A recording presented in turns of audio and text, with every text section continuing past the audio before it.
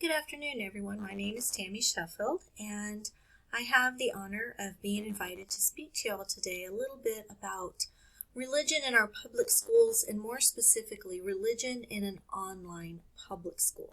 What does that look like, and how do the laws regarding religion, religious instruction, and prayer affect the online public school environment? So today my plan is to first take a look at our current school board policy, and then just go over the First Amendment rights so that we're all clear on what the First Amendment states about religion, speech, and assembly. Then I've got some publications that I've looked at involving school prayer and how we should make sure that we are keeping the First Amendment rights of our students in mind whenever we are discussing religion, including religion in our curriculum, and allowing our students to practice and express their particular religious beliefs. I also would like to speak today a little bit about traditional brick and mortar schools versus an online public school, and how those religious practices of our students might be slightly different in a virtual public school. And then, of course, finally, I will wrap it up with my conclusion. And if anyone, of course, at that time, if anyone has any questions or concerns, please feel free to ask. I will be happy to address those. All right, so our current school board policy is stated in our handbook, in our non-discrimination policy, Insight in KSBA under the governance of SHUSD, complies with all applicable federal and state rules and regulations, and does not discriminate on the basis of race, color, religion, gender, sexual orientation, national origin, disability, or veteran status. And I think as a general rule, we all do a pretty good job of making sure that we are not discriminating in any way against our students. But we do have some expectations of our students as far as their schoolwork and what they can and cannot do within both the brick and mortar side of the school and the ISKS KSBA online school in particular. Some of those expectations include that students' written and oral communications must be free of vulgar, belittling, and offensive language. Students must abide by rules established by the course instructor, including rules on using private chat with one another. And for those of you not familiar with our online environment, there is a chat option similar to chat feeds that you have on social media, where students can chat both in the public space of the classroom, but there's also options for private communications between teacher and student, and sometimes students together, student-to-student communications. So it's very important that instructors are monitoring those and students are following the rules of using chat. Students must comply with the usage instructions communicated orally or in writing by the instructor. And if students are using their webcam for a session, proper attire must be worn by student and any participant, including a shirt.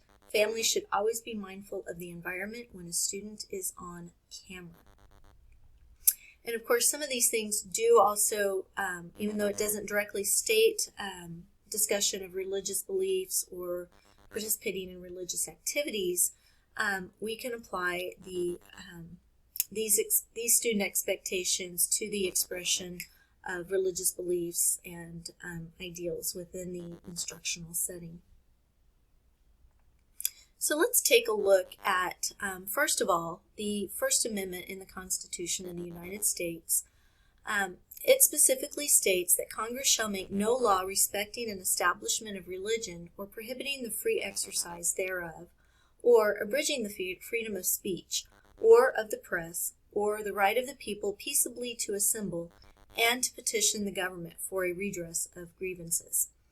The First Amendment is constantly in the news, and lawsuits are being brought against schools over the freedom of religion, freedom of speech all the time. Several, of course, have made their way to the Supreme Court, and school policies have been based mainly off of those Supreme Court decisions regarding school prayer. According to the Pew Report 2019, Religion in Public Schools, some of the most common concerns of students, parents, and religious leaders regarding the First Amendment is the freedom of religious expression. To what extent can students and teachers, for that matter, express their religious beliefs within the public school setting? Another common area of discontention between public schools and the religious community is the idea of exclusively teaching evolution versus creationism. Many lawsuits have been brought by religious communities about the idea of having students learn about evolution and excluding teachings about creationism. I don't know that we'll ever reach a consensus on that one, but it is a primary one, especially among certain religions, that evolution does not line up with their religious teachings and religious beliefs. So what is the school's responsibility on that? I don't know if, like I said, I don't know if we'll ever get there, but I do believe, and this might sound a little biased, I do believe that students' religious beliefs and ideals should be taken into consideration by the school board when it comes to teaching evolution versus creationism. And another big one that comes up a lot of times in lawsuits is the Bible as a work of literature. There are certain times when we do cross the line, and we do have to be careful not to do that in our teaching.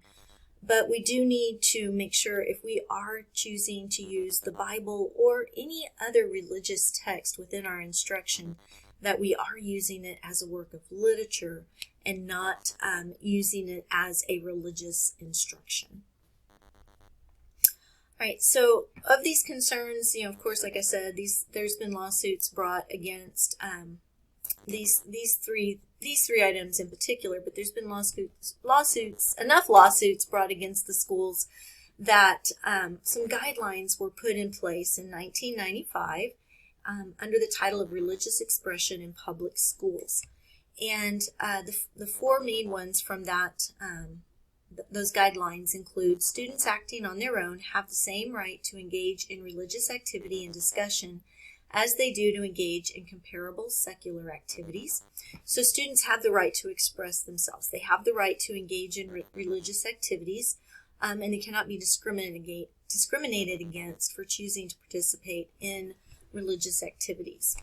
Students may offer a prayer or blessing before meals in school or assemble on school grounds for religious purposes to the same extent as other students who wish to express their personal views or assemble with others. We cannot refuse to let students pray, especially if it is part of their normal religious activities and beliefs, any more than we would deny students being able to practice or express their personal views on other secular topics. Students may not engage in religious harassment of others or compel other students to participate in religious expression, and schools may control aggressive, unwanted proselytizing. So basically, students are not allowed to be harassed because of their religious beliefs, and they cannot use their religious beliefs in the form of proselytizing to harass other students to encourage them to join a religion or practice certain religious practices. And then finally, schools may neither favor nor disfavor students or groups on the basis of their religious identities. So you cannot single out students either for or against them based off of their religious identities any more than we would do, any more so than we could do against like their gender or their skin color or anything that falls under our anti-discrimination practices. So how do we do that? Well, we've got some further guidance And I found the further guidance for how we can set this up within our school to make sure that we are very much aware of our students' First Amendment rights, and that we are protecting our students' First Amendment rights, both for their religious practices and for those students who choose not to practice a certain religion. So some of the guidance comes from the Elementary and Secondary Education Act of 1965, which set up some guidelines that schools must follow, and most of those concern the ESEA funds. State and local educational agencies must submit policies regarding religion in writing in order to get funds and ensure that they are adhering to the Elementary and Secondary Education Act of 1965. Some of the things included within that act: schools must have no policy that prevents or otherwise denies participation in constitutionally protected prayer in public schools. And the act covers prayer during non-instructional time, organized prayer groups and activities, teachers, administrators, and other school employees, moments of silence, accommodation of prayer during instructional time, prayer in class assignments, student assemblies and non-curricular events, prayer at graduation, and teaching about religion. And I'm going to go a little more into detail about some of these different areas that the Act covers in just a moment, but I wanted to bring to light what our current President of the United States believes about school prayer. And reading the article "Trump Defends School Prayer" from the NPR Radio Kansas, our current president, Donald J. Trump, does believe that the government must never stand between the people and God. He also believes that schools are preventing students from praying and expressing their faith. So while he's not really proposing any changes to current laws and regulations regarding school prayer, he does want to empower students and teachers to be able to express their religious beliefs and to be able to feel free to pray according to their religious teachings. And through his statements, the Department of Education has sent out a letter to all of the state education secretaries stating that students and teachers cannot be discriminated against for practicing their First Amendment religious rights. So, looking at the guidelines of the Elementary and Secondary Education Act, how does that look in an online school versus maybe what you would see more in your traditional brick and mortar schools?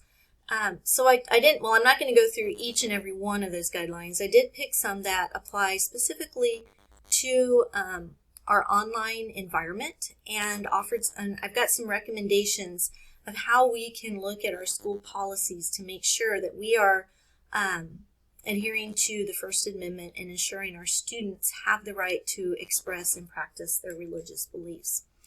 So the first one I want to talk about is prayer during non-instructional time. And that states that students may pray when not engaged in school activities or instruction, subject to the same rules designed to prevent material disruption of the educational program that are applied to other privately initiated expressive activities.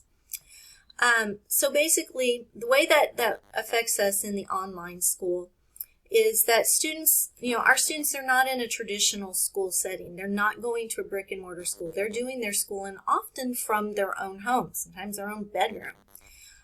So we do have a little bit of flexibility with our online schools that allows for engagement in religious activities during the school day. Our students are required to school for 6 hours a day, but unlike a traditional brick and mortar school, that has a set time period that students are in the buildings, our students can school for 6 hours a day at any time during that 24-hour time period. Now, we do require students to attend live classes, but our live classes are recorded, so if a live session that a student is required to attend conflicts with a religious activity or practice, they can always go back and watch the recording of the instructional time when they have finished with their religious activities and practices.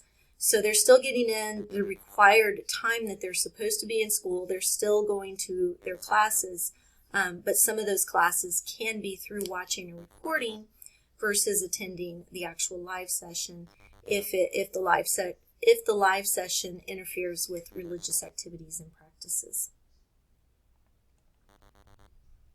Right. Organize prayer groups and activities. Students may organize prayer groups, religious clubs, and see you at pole gatherings before school to the same extent that students are permitted to organize other non-curricular student activities. Student groups must be given the same access to school facilities for assembling as it is given to other non-curricular groups without discrimination because of religious perspective of their expression. So how does that apply to us? Of course, students may organize religious clubs and gatherings in a virtual environment or face-to-face, similar to other non-curricular clubs and gatherings, like our reading clubs and our writing clubs and our anime clubs. Any club that, so our religious students could organize a club based off of their religious beliefs if they so choose to do so. And they could do that and have gatherings either in our virtual environment or in a face-to-face setting if they were able to set that up.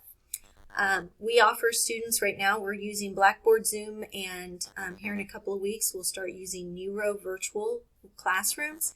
And our students, if they do choose to participate in a religious club in a virtual setting, they can have access to Blackboard, Zoom, and Neuro virtual meeting locations.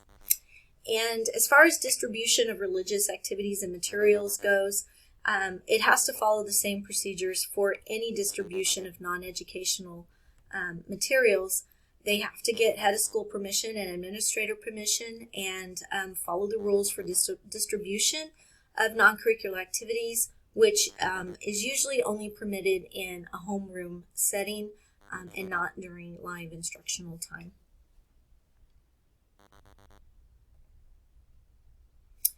All right, and then for teachers, administrators, and other school employees, when acting in their official capacity as representatives of the state, teachers, school administrators, and other school employees are prohibited by the First Amendment from encouraging or discouraging prayer and from actively participating in such activities with students.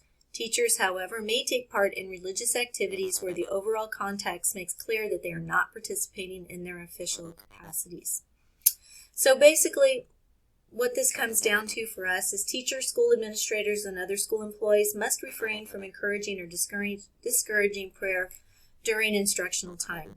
We need to keep ourselves non-biased and unopinionated about religious instruction and prayer during our live sessions and make sure that we are neither encouraging or discouraging prayer during those times. Outside of instructional time, teachers, administrators, and other school employees may take part in religious activities. Just because you teach and work in a school does not mean you are not allowed to have religious practices and beliefs. So outside of the instructional time where we ask you to be unbiased and unopinionated about religious practices, when you're in your own time, you can, of course, have you do have your First Amendment rights and can practice and take part in religious activities. Teachers, school administrators, and other employees may pray or engage in Bible study during the instructional day the same as they would in secular conversations and activities. So as long as you're not acting in the capacity of an instructor or participating in other educational instructional activities within the school day, teachers and all the school employees are allowed to pray and have conversations with other faculty members and similar to what they would have during the day about non-secular items. Right, accommodation of prayer during instructional time. Schools have the discretion to dismiss students to off-premises religious instruction, provided that schools do not encourage or discourage participation in such instruction or penalize students for attending or not attending. So for our online environment, that looks similar to this. Student absences are excused for religious reasons, just as we would excuse a student for being sick or having to attend a non-secular activity, students should be excused for religious reasons as well. Since we are an online school and we do have that flexibility during the day, our lessons are recorded for students to access when it's convenient for them. So when students can't be in class, even if it is for a religious reason, they can still get the instructional information and lessons from their teacher by accessing the recordings from live sessions. And because our school schedule is flexible, this does allow for students to receive instruction around their religious activities without being penalized for absences. And of course, just as we would do for students who are absent from school for illness or other activities, teachers should allow students to make up missed assignments and assessments in the same manner as non-religious absences. So we do need to make sure that we're not penalizing students who miss school or submit assignments late due to religious activities any more than we would for a student who is absent due to illness or some other reason.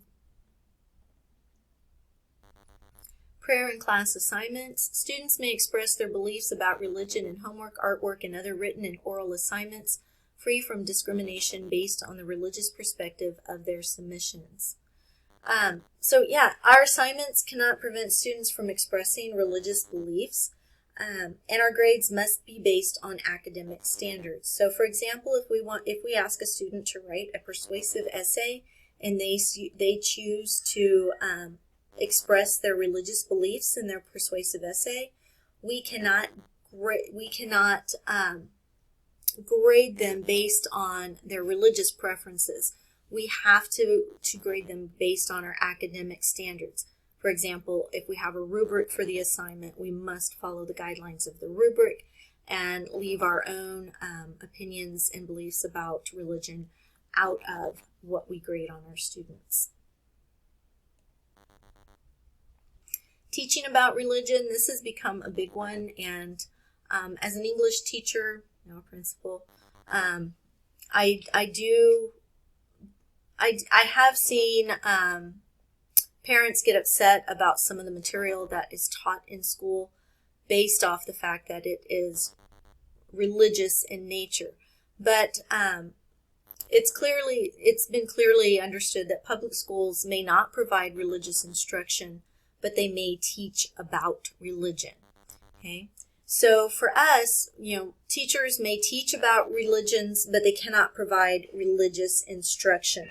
So, for example, in the American Literature class, we use the sermon "Sinners in the Hands of an Angry God" in order to understand the mindset and the beliefs of the early Puritan settlers in the American colonies. And that is okay because we are teaching about the religious practices of a section of society. We are not providing religious instruction on what our students should believe.